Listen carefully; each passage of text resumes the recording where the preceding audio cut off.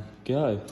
Okay, so we're going to be working with my athlete Danny today. So Danny, you're a basketball player, is that correct? Correct. Good man. So one of the things we are going to be doing with our athlete, so thinking about him as a basketball player, we need to measure a few things in terms of where he's at in terms of like his fitness, with regards to body fat percentage, how much muscle tissue he has, finding out what his body mass index is, so his weight in relation to his height.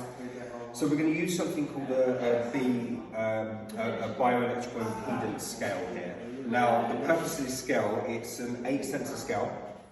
It's called an impedance scale because the electrical current is impeded or stopped by the amount of fat that Danny has or doesn't have in his body. So that's how it actually works. An electrical impulse is sent through. The higher the fat content for the individual, because it's a poor conductor of electricity fat, the clearer the reading would be if it was a lower fat percentage. So, in terms of what we're going to be doing here, it's going to tell us body fat percentage and muscle percentage. It's quite inaccurate, and the main reason it's going to be rather inaccurate today is Danny's currently wearing socks. So if the individual athlete would be going barefoot, it would be a bit clearer in terms of the signal. Danny, you're not wearing any jewellery or anything like that, are you? No.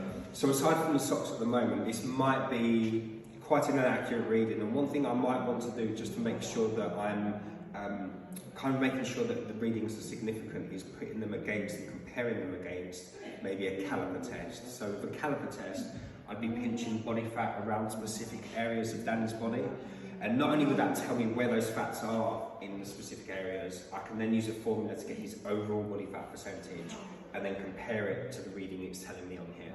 And then I could essentially maybe be a bit critical in terms of one or the other. So, Danny, how tall are you?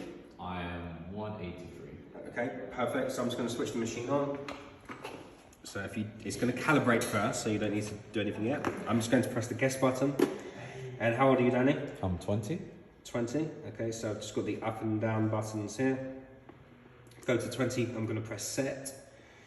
Got male or female. So there's your little male icon. You're going to press set. And you said you were 183, is that correct? Yes. Press set. I'm going to wait for all these numbers to show up. Then 0, 0 will show up here. So now, Danny, you can just step on here, making sure that your foot's on the whole platform sensor. You're going to grasp this with an overhand grip at either chin to nose level, steady as possible. Try not to shift your weight. So there's going to be a reading along the bottom here that's picking up the electrical impulse, trying to find the impedance that we spoke about. Okay, Danny, you can step on. Fantastic. So in terms of your readings here, Danny, so currently our body weight is working at 75.6 kilos. At the moment, I don't know whether that's going to be good for your position as a basketball player or bad, so I need to do a little bit of research on that one. Okay, I'm thinking about what your position might be at the moment. Your BMI is quite easily calculated. So like I said, it's your weight in relation to your height, and it's worked out at 22.6. So that would be classed as perfectly healthy. So good man.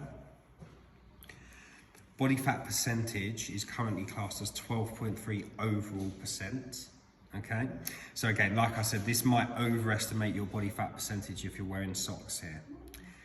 We press it again, and this will give your muscle percentage or lean tissue percentage that we're looking for here. So 44.5% at the moment, which is very good. And this is what I would be looking for a basketball player. A basketball player would be large in mesomorphy, so you should have a high amount of muscle, and you should be elements of ectomorphy as well. So just looking at your physique right now, you do have a good combination of mesomorphy and ectomorphy. I would want to compare that to other basketball players and see where you're at. There's not much else that we would need to know really with Danny with this machine. Visceral fat will tell me about the amount of fat that's in between his organs or his viscera.